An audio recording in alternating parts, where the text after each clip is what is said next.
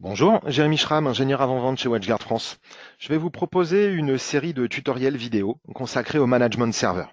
Aujourd'hui, l'épisode 1 va nous amener à mettre en place un vocabulaire commun de façon à ce que on puisse appeler les éléments de la même façon les uns les autres et que tout le monde sache de quoi on parle. Faire un tour de l'installation, du process d'installation des différents outils et une présentation globale du serveur de gestion. Dans les épisodes suivants, on verra les aspects utilisateurs, on verra la façon de connecter des boîtiers et les différents modes de gestion. Alors, le premier de nos outils, c'est le WSM. Le WSM, c'est WatchGuard System Manager. Le WatchGuard System Manager inclut deux choses.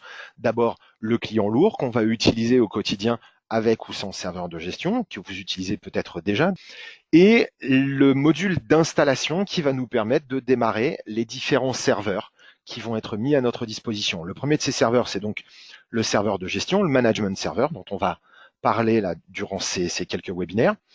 Un serveur de log et un serveur de reporting, qui sont les ancêtres de Dimension, qui sont toujours maintenus et que vous pouvez toujours utiliser, même s'ils sont clairement moins agréables. Un serveur de quarantaine qui lui existe toujours, qui n'a pas été remplacé, et un serveur web blocker local qui ne devrait plus être utilisé dans sa version actuelle, puisqu'il y a depuis juillet 2018 une nouvelle version à installer localement qui se synchronise avec le cloud. L'outil suivant, c'est le WSC. WSC, c'est pour WatchGuard Server Center. Le WatchGuard Server Center, c'est l'interface qui va nous permettre de gérer nos différents serveurs et donc notamment notre serveur de gestion. Et notre serveur de gestion, enfin, qui s'appelle WMS pour WatchGuard Management Server. Ce sur quoi donc on va travailler durant ces 4 tutoriels. Alors, l'installation, elle est assez simple, vous allez voir, et il faut très peu de choses. Pour pouvoir procéder à l'installation, il faut d'abord récupérer le produit, et pour ça, on va aller à l'adresse software.watchguard.com. À cette adresse, vous allez pouvoir accéder directement au lien de téléchargement, sans aucune authentification. D'accord ? Pas besoin d'avoir un compte pour ça. Vous cliquez là-dessus et sur la partie droite de la page, vous aurez toujours le lien vers la dernière version du WSM ainsi que le lien vers la dernière version de Dimension. Parfois, vous aurez aussi à cet endroit-là un lien d'accès vers des bêtas ouvertes, si ça peut vous intéresser. Alors, je vous disais que on aura toujours ici le lien vers la dernière version du WSM. C'est important puisque la dernière version du WSM est toujours compatible avec les versions antérieures, donc ne vous posez pas trop de questions. On met à jour son serveur WSM et on met à jour ses clients WSM. Donc pour l'installation, on va prendre une machine Windows, ici un Windows 7. Ça fonctionnera avec pratiquement n'importe quoi. Je n'ai pas de Windows XP là à vous montrer, mais vraisemblablement ça marchera aussi. Donc je ne suis pas administrateur, donc je m'authentifie de façon à avoir les droits d'installation. Je vais choisir ma langue d'installation, français ou anglais. Ça n'aura pas d'incidence sur la langue du client lourd que vous allez installer sur vos postes de gestion. Je vais l'installer en anglais puisque de façon générale, comme les KB et les guides d'intégration utilisent l'anglais, c'est plus facile souvent de retrouver le bon menu qui est détaillé dans un guide. Je suis mon wizard d'installation et donc j'ai des choix d'install. La première chose, je vais bien installer mon client puisque je vais l'utiliser sur cette machine. Comme vu tout à l'heure, j'installe donc le WatchGuard System Manager. Je vais également installer le WatchGuard Management Server puisque c'est sur lui que nous allons travailler le plus. Et je vais faire suivant.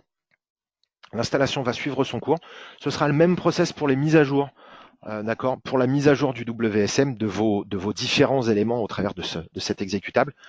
Fermez les applicatifs, fermez les services, lancez la nouvelle version par-dessus, l'installation de la nouvelle version, et tout va se faire automatiquement sans besoin de désinstaller avant. Voilà, l'installation est terminée. J'ai ici mon WatchGuard Server Center qui apparaît. Je vais faire un clic droit dessus, Open, de façon à accéder au wizard d'installation. Voilà, donc ici, le nom n'a pas grande importance, il apparaîtra dans certains éléments de configuration, notamment des certificats, vous pouvez mettre à peu près ce que vous voulez, pas de caractère accentué en revanche. Je vais faire suivant, on me demande un mot de passe de configuration, un mot de passe d'accès pour le compte admin qui est, attention, ce compte admin il est propre au serveur. Ce n'est pas du tout le même compte admin que celui que vous utilisez dans vos Firebox. Je vais faire suivant. Ici, on me demande si un Firebox est présent en amont de ce serveur de gestion. Donc je pourrais renseigner ici les paramètres. Quoi qu'il arrive, je pourrais le refaire à la main plus tard. Ça n'a pas grande incidence. Moi, je vais choisir non et faire suivant. Ici, vous indiquerez votre clé de licence. Si vous ne l'avez pas sous la main immédiatement, ne vous inquiétez pas. On pourra la mettre en place tout à l'heure. Je vais faire suivant et le wizard va préparer la petite base de données qui va servir au fonctionnement du serveur et préparer les éléments et démarrer le service. Voilà, mon serveur de gestion est installé et donc j'ai ici mon WatchGuard Server Center dans lequel je vais voir mes différents serveurs. Donc seul le management server a été installé. Je pourrais lancer le setup pour installer les autres serveurs. Et je vais avoir ici la gestion de mes utilisateurs qu'on verra dans le prochain épisode. Mon management server, les menus, il y a assez peu de choses. Donc ici, les éléments propres à l'autorité de certification et aux certificats à échanger avec les clients quand on connectera des Firebox. Ici, la liste de révocation qui a un double usage puisque lorsqu'on va configurer des Firebox, les Firebox vont lire cette liste de révocation et s'en servir comme liste de contacts pour joindre le serveur de gestion. Donc dans un monde parfait, comme vous allez le voir dans les prochains épisodes, on va aborder différents modes de gestion. On prendra soin ici de venir rajouter des adresses, mais on en reparlera au fur et à mesure. On reviendra ici à chaque fois que ce sera nécessaire. Dans la partie Settings, je vais pouvoir ici venir renseigner ma clé de licence. Je vais pouvoir activer ici des éléments de monitoring liés à mon management server. Ici, je reviendrai lors du prochain épisode pour la configuration d'une connexion avec un Active Directory. Ici, je vais pouvoir définir une connexion avec un serveur dimension.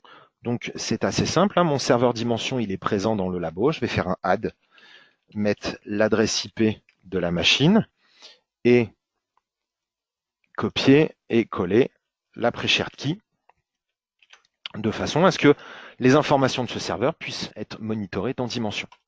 Et enfin, la partie configuration management, donc c'est la gestion des configurations. Vous le verrez dans les prochains épisodes. On va pouvoir gérer des configurations directement depuis le serveur de gestion, donc notamment l'historique de ces versions et les comparer entre elles. Donc c'est ici qu'on définira le nombre de versions de chaque boîtier qui sont conservées dans le serveur de gestion, sachant qu'on pourra aussi le définir en volume plutôt qu'en nombre de versions. On pourra aussi rendre obligatoire le dépôt d'un commentaire à chaque fois qu'on sauvegardera une configuration, mais on jouera avec ces options-là dans les prochains épisodes. Voilà, ici, je sauvegarde ma configuration. Mon management server est installé. Il est prêt à être utilisé. Donc, nous allons pouvoir, dans les prochains épisodes, continuer notre découverte du management server. Je vous souhaite une bonne journée et à très bientôt.